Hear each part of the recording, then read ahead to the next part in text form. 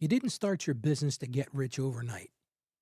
You didn't expect it to be easy, but you also probably didn't expect it to feel this hard either. The long hours, the late nights staring at the numbers, the pressure to keep it all together while wondering if you're doing something wrong. Yeah, I've been there too. I'm Ralph Estep Jr., and after 30 years of running businesses, coaching entrepreneurs, and walking through fire with clients, I can tell you this. Most of the people you admire didn't skip the hard parts. They survived them. They grew through them, and that's what this show is all about.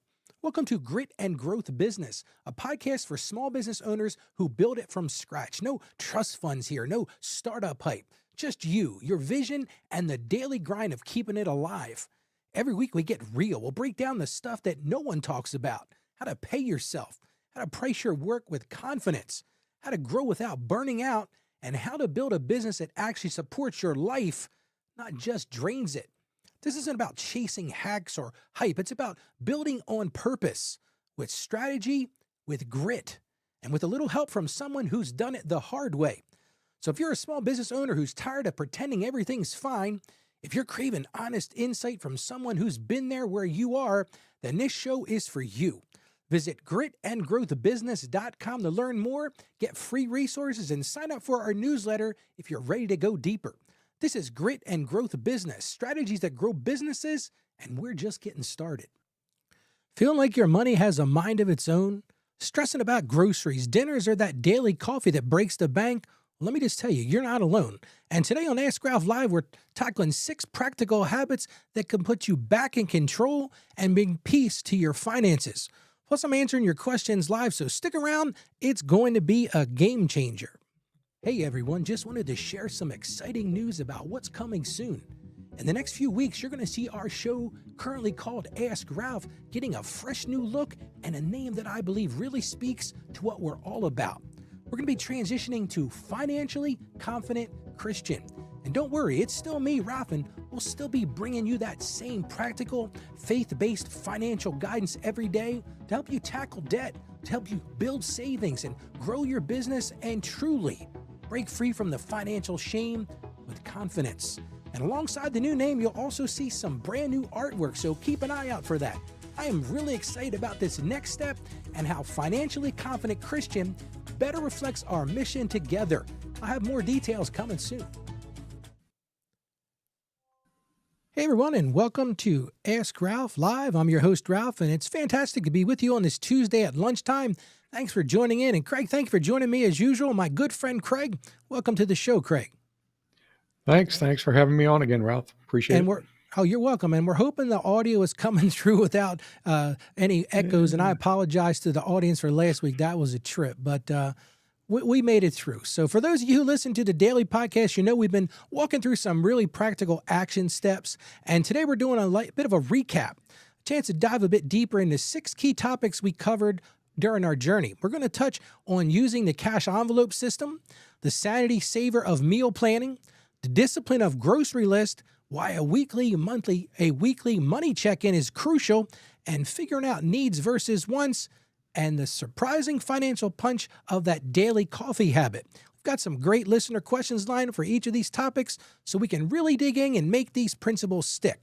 My goal today, as what it usually is to help you move from just knowing the ideas to confidently applying them in your own life, all while keeping our faith at the center.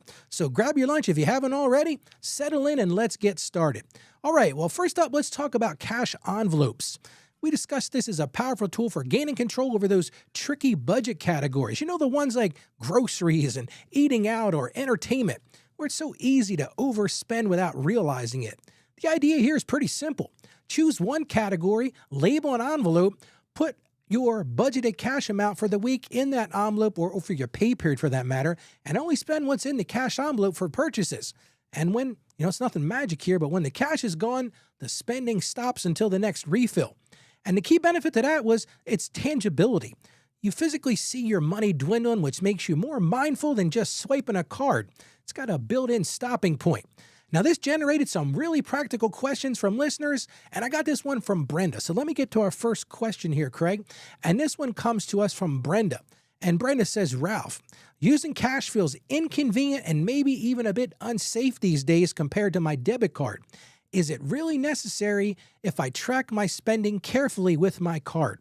Well, Brendan, let me say that's a super valid concern. That's true. And it's one I hear a lot. And you're right. Cash can feel less convenient, and we should always be mindful of safety. But Craig, what do you think about question here from Brenda to get started? No, I'm with her. Cash has a lot of downsides. I mean, it's got some upsides too. Like if you don't have it, you can't spend it. But that's really not practical for most people. You know, if you're in a service industry, working at a place that only takes cash, maybe. But I wonder, couldn't you just put an index card in the envelope and at the end of every day go through and subtract out whatever you've got? I mean, it's kind of the same idea. The envelope thing really just forces you to budget, and then it forces some discipline on your spending. So there are ways you can do that with a debit card or a credit card or whatever it is that you use to spend your money. I agree with you. And here's my take, Craig. If you're meticulously tracking your debit card spending and you're consistently staying within your budget for all the categories, then maybe cash envelopes aren't strictly necessary for every area of your life. But there is a truth that many of us, there's often at least one or two specific categories, what I call the budget busters, where we consistently go over those things despite our best intentions with tracking. And that's where I think the cash envelope system really shines, because then it's more of what I'll call a targeted intervention and a behavioral tool. That physical act, and this is the part that I think we can talk a little bit about, Craig, is I still think there's value. I can remember when I was a little kid, right? And I would go to my grandparents for the weekend or something. And my grandfather, before we were walking out the door, would dig into his pocket and he'd pull out like a $5 bill, right? And he'd take it and kind of stretch it and snap it. And he'd go, here you go, here's $5 for you.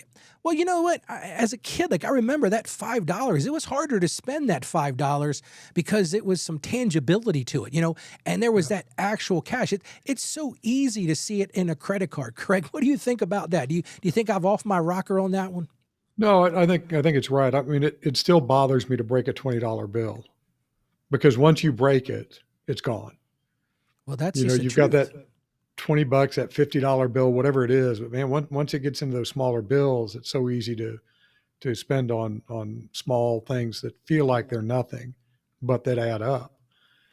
Yeah, I don't know. It's a tough question, because you and I grew up with cash, but my students, they don't carry cash.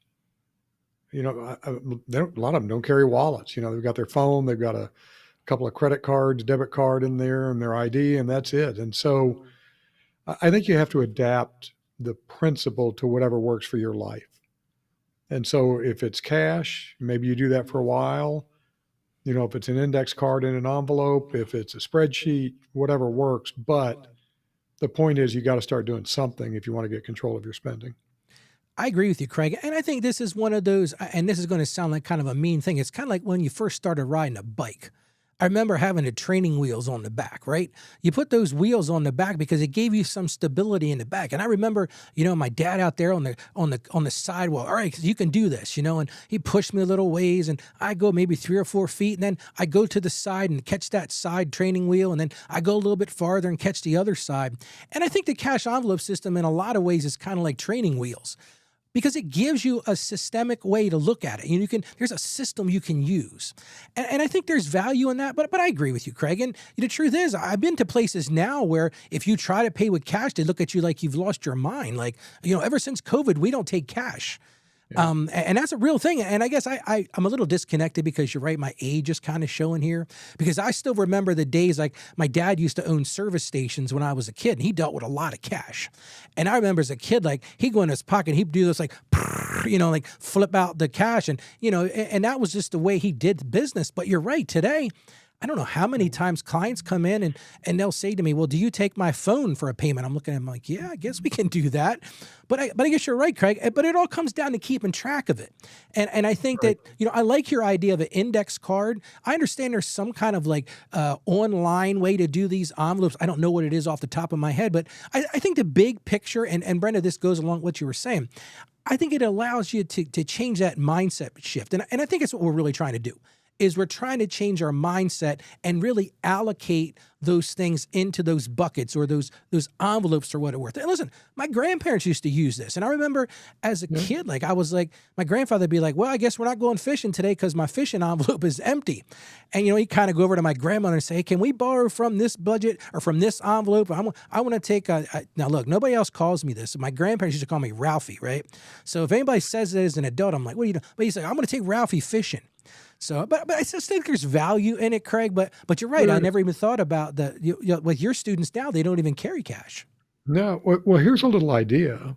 I wonder if you couldn't set up a separate account with a separate debit card or Cash App or whatever, where you put that discretionary spending in that account. I mean, my first wife and I used to do that. She was very meticulous. If our bank accounts didn't balance to the penny, she would have a meltdown. I mean, just really, she was very precise like that. Well, I didn't keep track of that kind of thing. So what we finally did is we had an account, and I'd put, I don't know, $200 or $300 a month in that account. And then when I wanted cash, I'd go hit that account on the ATM, and I only had to take her receipts when I put more money in that account. And it worked out great. So I don't know why you couldn't do the same thing, have a separate account with a separate debit card or whatever, where you've got that $200 a month or whatever for that, whatever that problem area is, whatever that discretionary spending is. So I think the point is you can adapt the idea. I agree with you. And I think that's a splendid idea, Craig. I love it because the whole point is keeping track and accountability. Well, let's move on to our next day that I talked about. We tackled that daily stress of figuring out what's for dinner. I don't know about you, Craig, but I get this from my wife sometimes. And how often that leads to that costly takeout or wasted food. And we talked about this idea of meal planning, deciding your meals, especially dinners for the week ahead before you hit the grocery store. And this really involves a couple things, checking your schedule, picking some reasonably simple meals. Listen, my wife is the one that cooks. If I'm cooking, we're going out or we're ordering out for sure. But, and seeing what ingredients you already have on hand.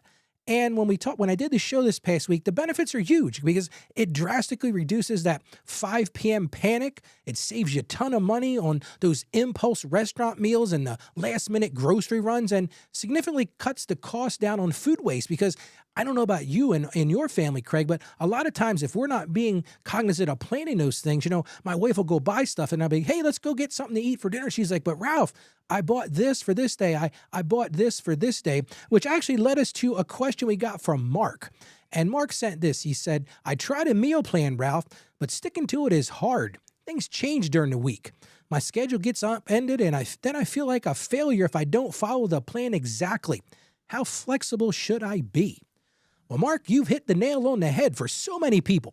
That feeling of needing to stick to the plan perfectly can actually be a setup for frustration. Hey, Craig, I don't know about you, but anytime that you try to put yourself into this rigid plan, and you're going to feel like a failure if you don't do it. But the truth is a meal plan is a guide. It doesn't need to be this rigid prison sentence. Life happens, Craig. What do you think? Yeah, a plan is a plan. It's not a set of laws. So, yeah, I'm absolutely with Mark on this one. It just, you made the plan up. You can break the plan, but that's within your power. But I want to give you a little twist on this.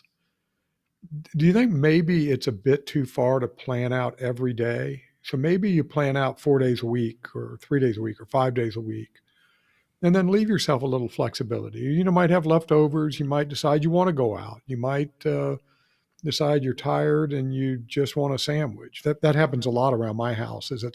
I'm too tired to eat, but I'm going to eat something. So I'm kind of with you. These really rigid plans are a bad idea. They're just plans. They're just plans. They are not laws. I agree with you, Craig. And one of the notes I put here when we talked about this particular call was, you got to figure out how to build flexibility. And I love what you said. Maybe you plan by doing 4 or 5 dinners for the week. Leave a couple of nights for leftovers or a super simple, a pantry raid. I'll be careful what I say there, but a pantry raid, Yes. And then, a meal like breakfast for dinner or pasta with a quick sauce or even a planned budget for a takeout meal if that fits your lifestyle and budget. I think there's all things you got to build into it. And you also have to have one or two incredibly easy backup meal ideas on hand. I think that's Well, important. yeah, and that's an absolutely critical point with all of this is if you have some staples that you can turn to when either your plan didn't work out or you don't feel like eating what you had in the plan. Um, Boxes of pasta, some jars of pretty good sauce, that kind of thing. You can throw together something really quickly that tastes good. It's got decent nutrition. It's not too expensive.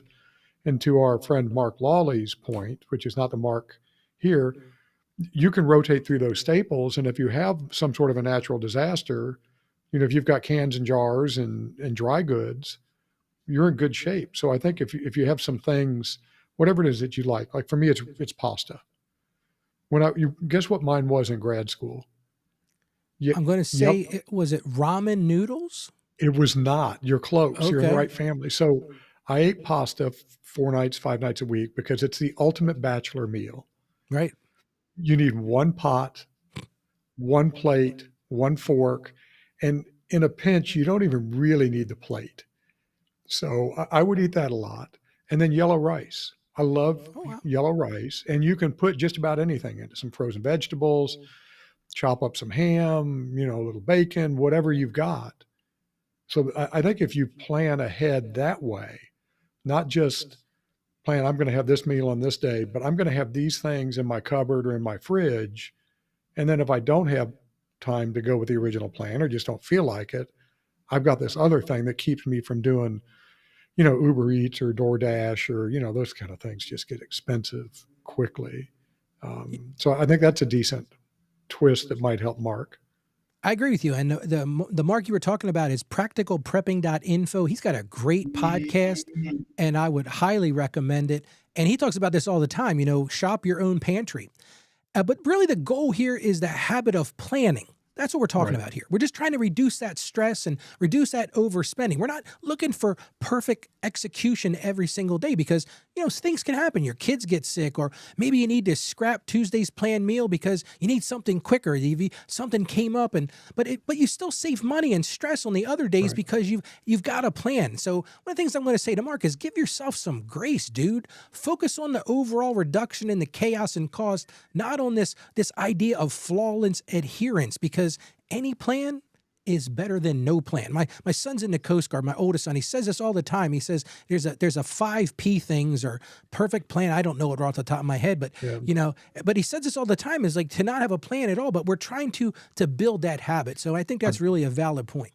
I know what it is. My dad started in the Coast Guard. Oh, here we go. Prior planning prevents poor performance. Well, I think that's it. Yeah, no, and you came through, so now I don't feel so bad because my son will go back and listen to this because I think he's out on the boat right now. But he'll go back and listen. Dad, you should have known that. So I don't want to just tell him it was a setup to make me look smart and feel good about myself. You just tell him that. I will tell him that. Well, Craig, the next thing we talked about was building directly on that meal planning. Our next action step was about conquering the grocery store itself. So once you've got that meal plan, the solution is to make a detailed grocery list based only on the ingredients you need for those meals, plus any of those essential staples, and then really commit to sticking to that list. No more wandering the aisles. And the key benefit here was control. Again, we're talking about control. It helps you avoid those tempting impulse buys and ensures you don't forget crucial items, which means fewer frustrating return trips. And most importantly, it keeps your grocery spending aligned with your budget. And I'm going to tell you right now, that's not an easy thing to do. And this brought up some common shopping dilemmas. And this question came to us from Susan. And Susan wrote this. She says, I'm fouling my words here. It says, what about amazing sales, Ralph? If something I use all the time, like my favorite pasta sauce, is half price, but it wasn't on my list for this particular week, should I grab it? Well, Susan, that's a classic shopper's question, and it really requires what I'll call some discernment. On the one hand, sticking strictly to the list is fantastic for building that discipline, especially when you're first trying to get spending under control. Craig, I know you said you lived on pasta and sauce, so if you saw the sale on pasta, I guess you would have probably grabbed it, don't you think? Oh, absolutely. And did many times. If they had a 2-for-1 on my favorite pasta, I would snatch it up. But I wouldn't do that on things that I didn't regularly buy. So I think that's really the key in Susan's question. if it is something you use all the time, then sure, why not? Assuming that it fits within your budget for that week. You can go crazy on this. So I eat granola and yogurt all the time. I had it for breakfast and lunch today. And the blueberry yogurt was on sale when my wife went to the grocery store yesterday. So she picked up extra. I mean, why wouldn't you? But the problem is it's a little bit of a slippery slope.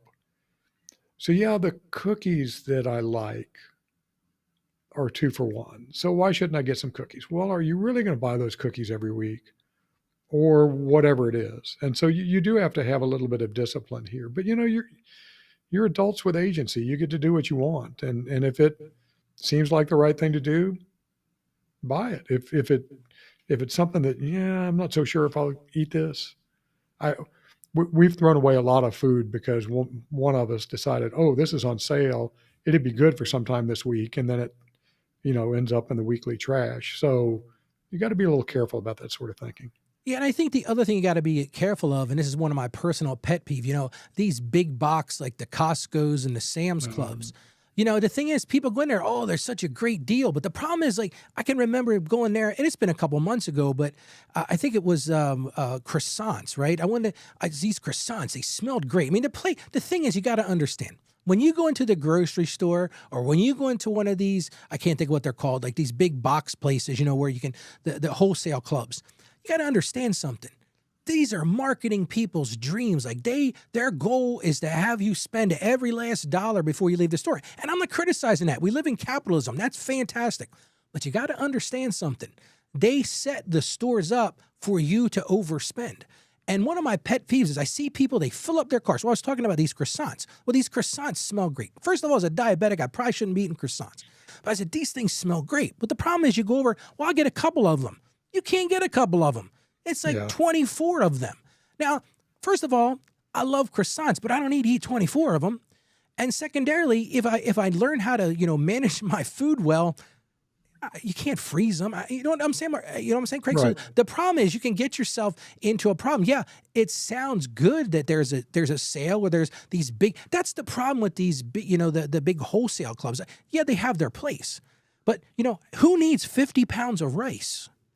Right. Who needs, it's things that are staples. And that's what I was going to say here, in response to Susan is if it's truly a staple used well before it expires, sure, that's fine. But if it's something that might go bad or you're going to get tired of, it doesn't make a lot of sense to overdo it. Now, again, Mark from Practical Prepping would say, have your pantry closet. But the other big takeaway from this show, Craig, what I was trying to get people to do was really look at what do you already have? What's in your pantry? What's in your freezer? Because it's so easy if you don't have that list to go, well, I better pick that up. And then you get home, you're like, well, I got 5 of those. Or, why didn't I use this up? It's getting ready to expire. I think that's the key. I'm sorry, it seemed like you had something I was going to say my wife just went through our pantry, getting rid of things that we're never going to eat.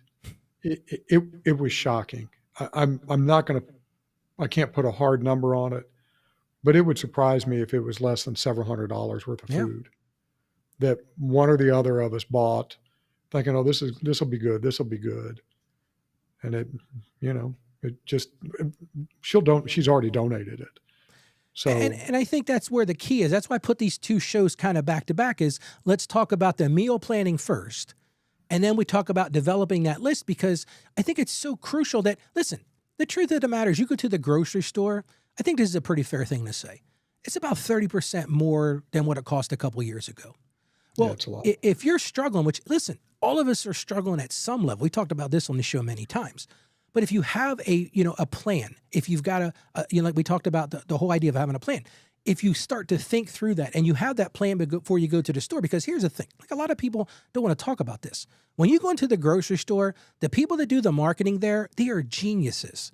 They understand what to put at the end cap. They understand what to put in certain aisles. So when I did this show, Craig, I even talked about, be strategic in making your list by where the stuff is in the store. Because it's so easy to get distracted. I'll give you an example of this. The lady that does some massage therapy for me and my wife, she was talking about her husband's got this habit now. He goes to the grocery store every day. which sounds good. You're getting, fresher food potentially. But she said I had to kind of pull him in and say, wait a second, we're spending more than we should because you're going every day. And he's like, yeah, I kind of noticed that because every day I was, oh, look at this sale. Oh, look at this sale. Well, that's the thing. So you've got to ask yourself, do you have room physically in your place for the stuff? And is there room in your budget for these unplanned purchases? Because, Right. you can have a little, what I'll call your small stock up line item, but you got to be really careful that you can't let a good deal derail your overall budget. And I Right. think that's the key to the whole thing. It is. I have an idea I want to run past you. So a lot of grocery stores now have a system where you can go online, buy your groceries, and then just go pick them up. I think that might be a good way for somebody that struggles with the impulse buying is you have your list, you sit down at your computer or on your phone, whatever you use, and they make it really like we do that from Walmart and from a local grocery store. But with Walmart, it's got the reorder items. Yep. Things that I buy there because they're either cheaper there than they are at the local grocery store, or the local grocery store doesn't have them. And I just literally go into the reorder and reorder this, and we don't need that, we don't need that. And then, hallelujah, they'll deliver it now, which for us is a big deal because it's an hour plus to go pick something up.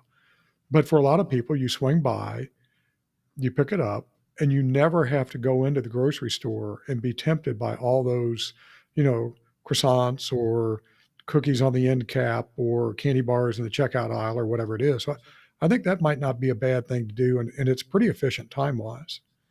We actually do that every week, my wife and I. My wife handles the grocery, but like just this morning, she said, what do you need from Walmart this week? And we'll go on Saturday and pick it up. They already have it nicely bagged up. I make kind of an event. I go get a breakfast sandwich. It's my little treat for myself during the week, and they load it right into the back of the car. The other cool thing they started doing, I had no idea about this, Craig. My wife told me about this the other day. I thought this was brilliant on Walmart's part. And listen, I don't own Walmart stock. I'm not trying to promote Walmart in any way, shape, or form. But she goes, Ralph, if I go to put it in the cart and they don't have it, she said they'll actually ship it to the house for free. Yeah. And I was like, that is really classic idea from Walmart, because I got to think from the retail perspective. Yes, it's convenient. Yes, they're probably doing volume, but they are missing out on those sales. Now, I'm not actually the one that goes onto the app. Craig, do they actually do they give you pop-ups like, hey, you might want to consider this, or do they really kind of leave you alone to go through that? What they do is they will allow you to select substitutes. So you can either get them to substitute the next closest thing, Mhm. or you can select a substitute, or you can say no substitute if you don't like what they're likely to have as a substitute. Like I had the salad dressing, like I want that salad dressing, that's it. Mhm. And if you don't have it, I'll get it somewhere else. Yeah, I But was familiar with that. What I was talking about is though when you're actually shopping, when you're going through that, does it give you sorry. pop-ups? And I'm thinking like, you don't have the end cap pop-ups when you're not walking through the store. I'm wondering if some marketer hasn't figured it out already that every so often on the app we're going to pop up, buttery croissants, or I don't know if it does it or not, but I'm thinking maybe I just made some marketing people some money here. Yeah, I have not seen that. I mean, it makes recommendations, but I Okay, haven't noticed it being intrusive. Sorry, I was on the wrong wavelength. that's So okay, but now I sounded really smart before, and then I made up for it on that one. So what are you no, gonna no, do? I don't. All right, well, let's shift some gears here. We talked about specific spending habits, but how do we keep all these good intentions and new habits on track consistently? And that's where we talked about our episode, what I'll call episode 121, was a 15-minute money check-in once a week. The idea is to put it on your calendar like any other important appointment. And during this time every week, you review your spending from the past week. You see how it lines up with your budget. You make any necessary adjustments for the week ahead. And more importantly, and I think this is key, Craig, is you celebrate your small wins, or maybe it's a time to make some course corrections. And really, I think the reason you have to do that, the main benefit, is it sustains your momentum. It keeps your budget, a living document, because a budget isn't meant to be like put into stone like Moses bringing down the 10 Commandments. It's not just something you make once and forget it. And if you're married or partnered, it's a fantastic tool for communication. You can have this, weekly check-in that you're staying on the same page. And this brought a question from a listener named Kevin. So let me get to Kevin's question. And Kevin wrote this. He said, my spouse rolls their, here we go, Craig. My spouse rolls their eyes whenever I mention budgeting or looking at our finances. How can I do a meaningful check-in if they're not interested or even resistant. Kevin, that's a really common and tough situation. I think Craig and I have talked about something very similar on the show the last couple of weeks. When one partner is engaged with the finance and the other isn't, it does create a challenge. Craig, what are your thoughts before we dive into this? It really is a tough challenge. My advice to Kevin would be, don't fight it, at least not initially.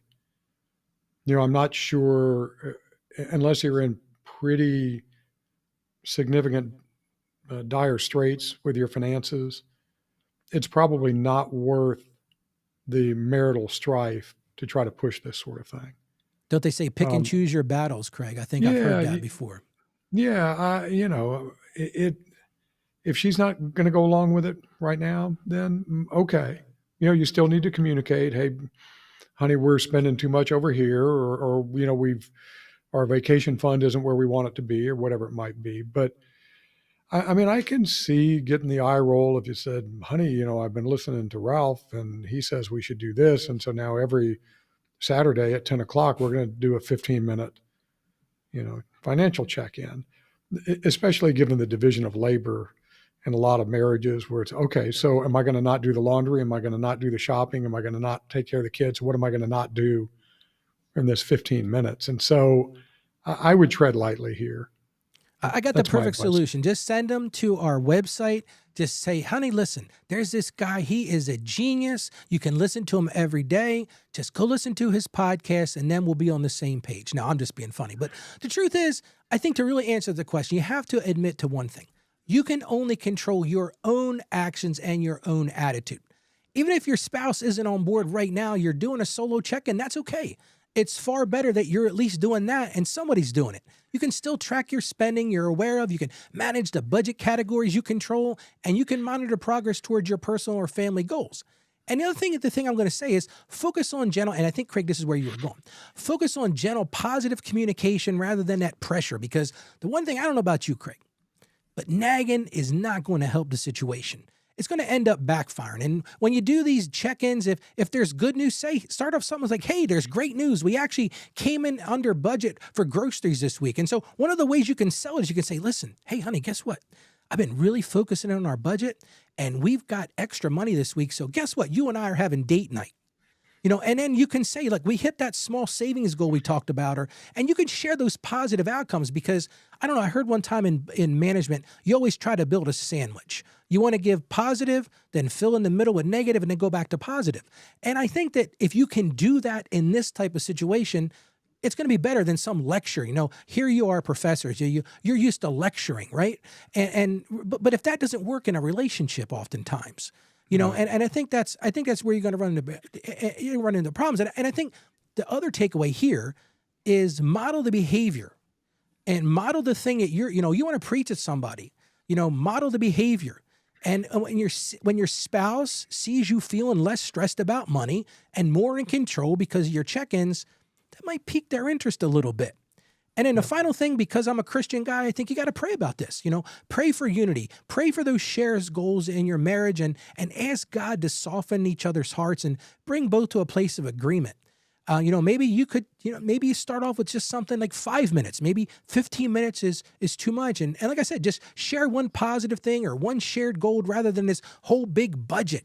It goes on with those baby steps because they can really lead to bigger breakthroughs. They really can. Well, and I wonder, this may be getting a little bit out there, but I'd want to know why my spouse felt that way. The eye roll could be entirely justified if I'm chasing this thing and then that thing and then some other thing, and then budgeting is just, the thing of the week. And so I think a little honest introspection might be worthwhile too. Is there some reason that your spouse isn't just on board with this? And it could be that she or he just doesn't want any part of it, or it could be something about you and your relationship. Absolutely. And I think that's why I said, model the behavior that you're looking for. Right. Because your other partner might be like, yeah, I'm rolling my eyes because you're always talking about budgeting, but then you're the first one that wants to go out to eat every night. Or you're the first one that wants to go take these grand vacations. Or, man, every time there's a new iPhone released, man, you're right there getting it. So, I mean, that's the thing. Like, it's easy to be that lecturer and say, well, why are we doing this and why are we doing that? And like, look in the mirror. I Yep. think that's a really key part. Well, next up, we explored a foundational concept for living below your means. And that honestly distinguishing between your true needs and your discretionary wants. And this came up in an episode I did this past week. And the idea is to go through your budget or your spending and label items. I encouraged everybody to just do a simple labeling. Needs are generally those things for survival and basic functioning. That's the core housing, the basic food, the essential utilities, essential transportation. And to be honest with you, like I said in the show, Craig, wants are pretty much everything else. Things that improve the quality of life, but aren't strictly necessary for survival. Those are things like entertainment and eating out. And a lot of people would say, listen, the way my wife cooks, we got to eat out every night. Oop, I didn't say that. Anyway, just kidding. But upgrades or most subscriptions, fashion beyond basic clothing. The benefit of this exercise wasn't necessary to eliminate all your wants because, listen, it's your money. Like you said, you're an adult. You have the ability to make decisions. But I wanted to make it crystal clear what things are truly optional, because this empowers you to make intentional choices and identify areas where you could cut back if you needed, if you're having a struggle or you're trying to reach that financial goals. And this led to a thoughtful question from Maria. So let's look at what Maria said. Maria said, the line between needs and wants feels blurry sometimes, Ralph. For example, isn't reliable internet a need for work or school these days, even if it might have felt like a want years ago? Man, I date myself now, Craig. And Maria, you're absolutely right. That line can feel blurry, and I think that's the truth in any of these things. Needs and wants. There's a subtle distinction. I think some things are obvious. And one of the things I mentioned here as we go through this is, society has evolved. I think the argument could be made now: a cell phone is not necessarily a want. It's more of a need. Like, I don't know how many clients of mine don't even have like traditional, what we'll call like landlines. I think we call them like a smartphone. It could be, maybe you need that for your job, or, it could be a want for somebody else. Craig, what do you think? Have you ever battled with this whole needs versus want blurriness? Well, yes, but to go back to your point, we could not get a landline phone when we moved to Louisiana. It just Well, was there you go. impossible to get. So, yes, so I think sometimes we have needs and we have wants, and it's really absolute need this to survive. And you can't really see my hands here. And this is absolutely discretionary. And so things fall somewhere along that continuum. And I think we need to acknowledge that. So would the world end if you didn't have internet? No, in fact, a lot of our students, when COVID hit, they would go sit outside of McDonald's, or some of them would sit in the parking lot on campus, because we have a lot of students that, like me, lived in rural areas, couldn't get reliable internet. So is it absolutely a requirement? No, but it's pretty far towards that requirement end of the continuum. I'm wearing some boots. I've got a brand of boots I really like, and I really want. They've got this new like Cayman or something like that, lizard skin boot that I really want. That's pretty far over here into the want, because I don't need another pair of boots. And so I think you have to have a little bit of discretion about that needs and wants. And one more thing, that could vary. So what might be a need for you might be a want for me, or vice versa. So your point here, and you said this, but I want to reinforce it, is to think about this stuff so you can be more intentional. Really think, is this thing truly something I need? And then I think one way to get at that is to ask yourself, what if I didn't have it? What would life look like if I didn't have it? Yeah, and more directly to I think it's Maria. Maria's question is, yes, I think you can argue that in most modern day households, internet is important, but do you need premium gigabit speed? Do you need to have this huge bandwidth with all the bells and whistles? That extra cost for premium, that definitely, I think, falls into the one category. Now, Craig, for you and I who do content creation, and we're big in bringing big files down, we're doing live shows and all that kind of stuff, well, that gigabit might make the most sense for us. And that must have been a struggle for you out in the middle of, I want to say out in the middle of nowhere, Louisiana, but man, that had to have been interesting. It was. In fact, I got special dispensation to come to campus during COVID. Campus was shut down. We weren't supposed to be in the buildings, but I could not teach online with what we had before Starlink. So, but it really does vary. And I think I'm a little hesitant to ask this, but I'm going to do it anyway. Do you think you can go too far with this? Like, I don't need the level of fiber. We just got fiber. I don't need the level of fiber speed that I got. But you know what? For $20 a month, it makes me happy. And for $20 a month, my financial situation, that's pretty cheap to feel happy.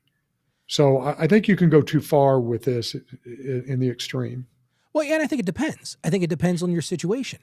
If you're having a hard time making your mortgage payment and you're trying to decide, do I get the fiber line? Or, right. One of the things I was going to mention here is, a basic car to get to work, if public transportation isn't an option, that's not an option. That's a need. Like for you, I'm assuming you don't have a train line that comes to your house. You don't have a bus route that comes to your house. Now, maybe you do, but not unless I hobo it and catch the freighter that comes by. But but it's all relative. But a brand new luxury SUV with a hefty payment, that's definitely a luxury. Right. Simple, nutritious groceries, that's a need. Daily gourmet meals, expensive organic only items when not medically necessary, or frequent restaurant dinners, those are wants. So I think it's a continuum, Craig. Right. It's a continuum, but it requires ruthless honesty, and that's really what I was trying to get at in that episode. Ruthless honesty with yourself, because the thing is, it's really easy to argue the other side of that. It's real easy to say, well, yes, I need 15 subscription services for streaming TV because there's nothing to watch here. Do you really need 10 of them?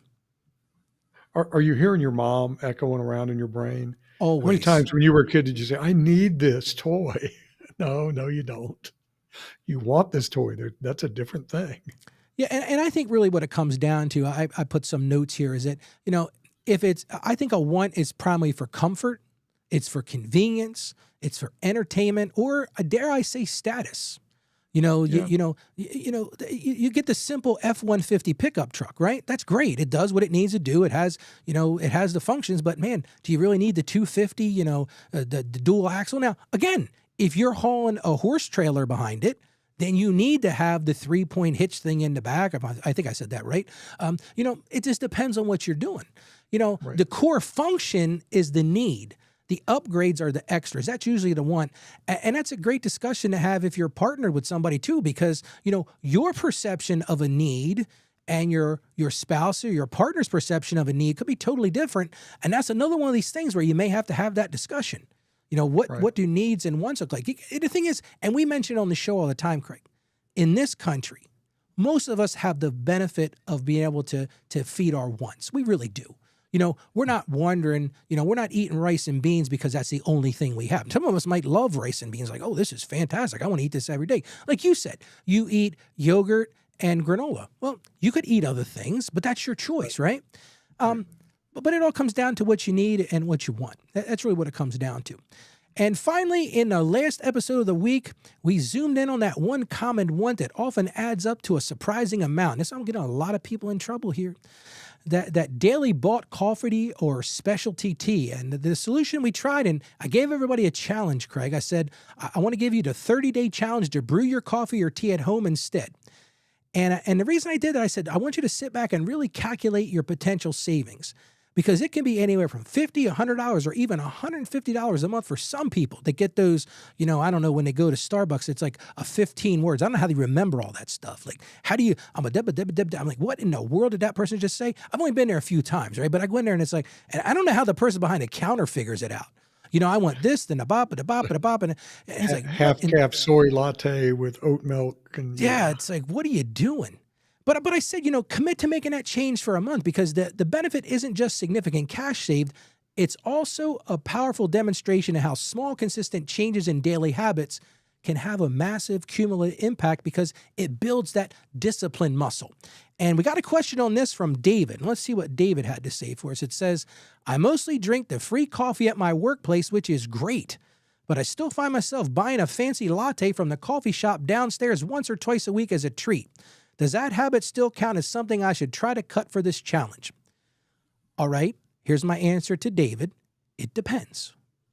It depends on your situation. Now, if you want to truly do the 30-day challenge that we talked about, it's all about breaking daily expensive habits that are significant budget leaks. And if you've already taken advantage of free coffee at work, then you've already done it. You're already way ahead of the game. I'm talking about people who are, it's funny. My youngest son was telling me about this, Craig. I had no idea about this. He went to a private Christian school, and he said, Dad, he says, I don't know why I remember this. We were talking about this show, I think, that I was recording. And he said, the girls at school used to bring in Starbucks cups. And I was like, in high school? He's like, yeah. He said, but here's the funny thing, Dad. Most of them didn't even have Starbucks in them. He said they just wanted that status of the cup. So that's really what I was getting at is, why are you doing it? I don't drink coffee. I come over to the office in the morning. I have one of those, Keurigs, right? And I put the little pod in there and I make myself a hot tea. So for me, this wasn't a big deal. But Craig, what are you thinking about this? Well, so I would encourage David to try it for a week or two, because you may find that the latte is really not the big deal. It seems like they're terrible for you to begin with. So maybe you won't miss it. But if you find that you really miss that latte on Friday mornings or to get you started on Monday or whatever, then buy it. But I mean, David's only getting it once or twice a week, so it probably is a treat. But these people that are buying, that sounds so terrible, but people who are buying the fancy whatever every day, it's not a treat anymore. It's not special.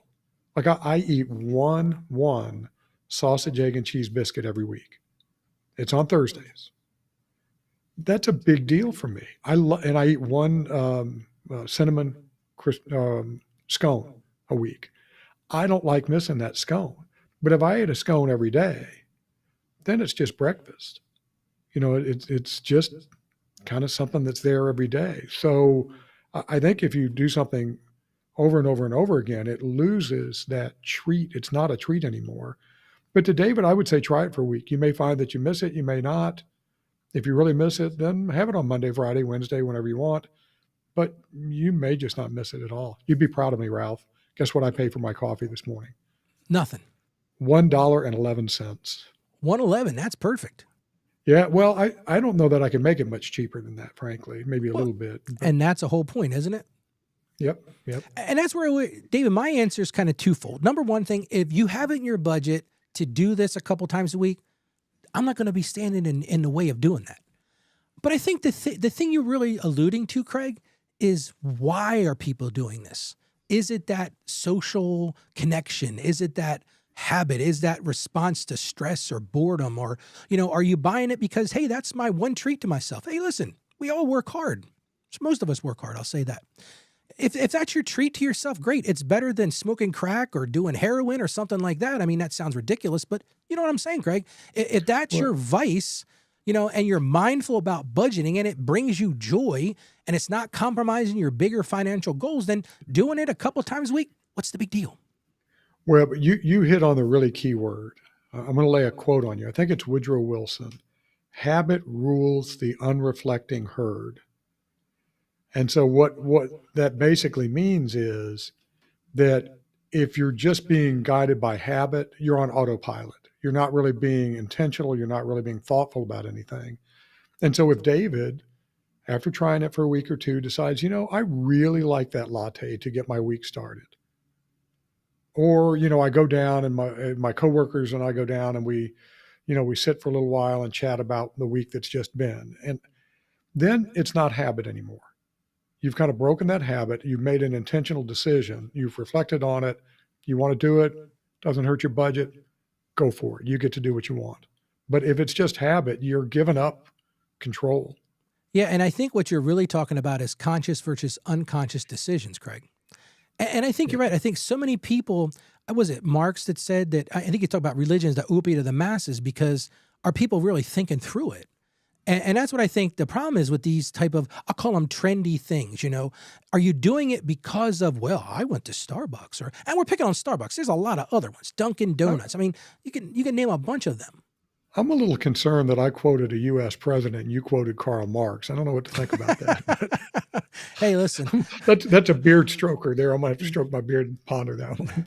But I'm just saying, it's so easy you're to right. get No, but it's so easy to get caught up in the unconscious. And that was the whole reason that I made the challenge is I wanted people to think about it. Challenge Right. your thoughts. Are you doing it because it's a genuine, I love this. Like one of the things my wife says to me, she goes, Ralph, we eat out all the time. And she says, is my food no good? I was like, oh boy, I stepped in it on that one. My wife is a great cook. And I thought about it. And I really, and for me, it was the socialization of it. It was the going, because, I have my office here on the farm. I live here on the farm. Like there are days, Craig, or I several days when I don't leave, I call it the compound.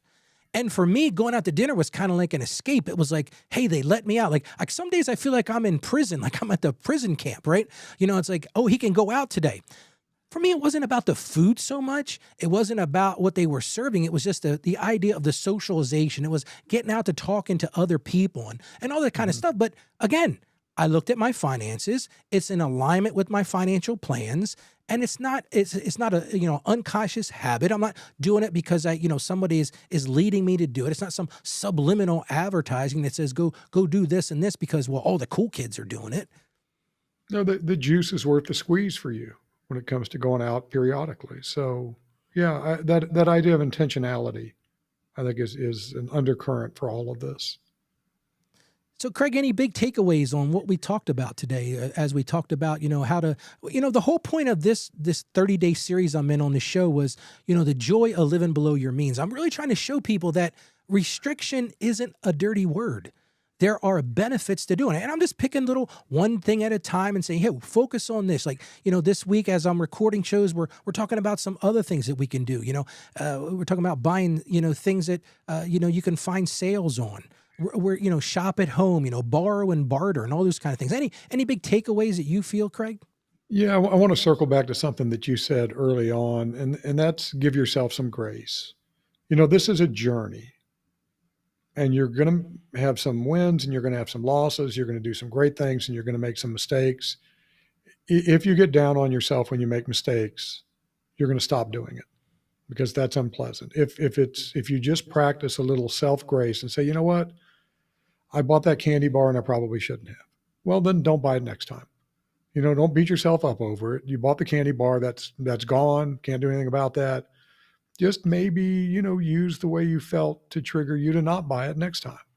But if you beat yourself up, you will absolutely stop doing this.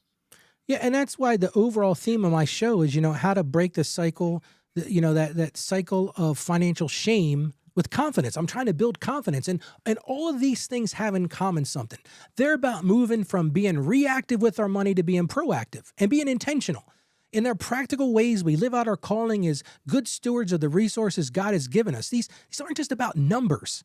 They're about creating peace and reducing stress and freeing up resources so we can live more generously and pursue purposes God has for us. And you got to remember, the theme of our series, like I said, the joy of living below your means, that joy comes from this intentionality. That's the alignment of our faith and our finances. So my encouragement to you today as you head into the rest of your week, pick just one of these areas that we talked about today. Maybe the one that sparked a new idea or felt like a particular challenge, and commit to focusing in on it. Because small steps consistently taken, they lead to big changes. So, Craig, thanks for joining me, and thanks everybody for joining me today. It's a privilege to walk this journey with you. It's great to have you every week here with me, Craig. We have some great conversations, and keep those questions coming. You can visit us. Now, we've got a new website. You can still get to us by going to the old website, but as we rebrand, our new website is financiallyconfidentchristian.com. You can submit your questions there. You can find all of our shows and resources there. And I want to encourage everybody to share this podcast, share the show with someone you think might benefit. So, Craig, I'd like to close in prayer if that's okay with you. Father God, thank you for your wisdom that guides us in all areas of our life, including our finances. Lord, we pray for everyone listening, that you would give them clarity, that you would give them discipline, and give them courage to implement these practical steps. Help us all to be faithful stewards, finding joy and peace, not in abundance of things, but in a right relationship with you and with the resources you provide us. Give us the strength for the journey and grace when we stumble. And we ask this in Jesus' name. Amen. Well, thanks again for tuning in. God bless you. And I'll talk to you next week on our weekly episode. And you can join me every day on Ask Ralph. So again, Craig, take care and God bless everybody. Everybody have a great day today.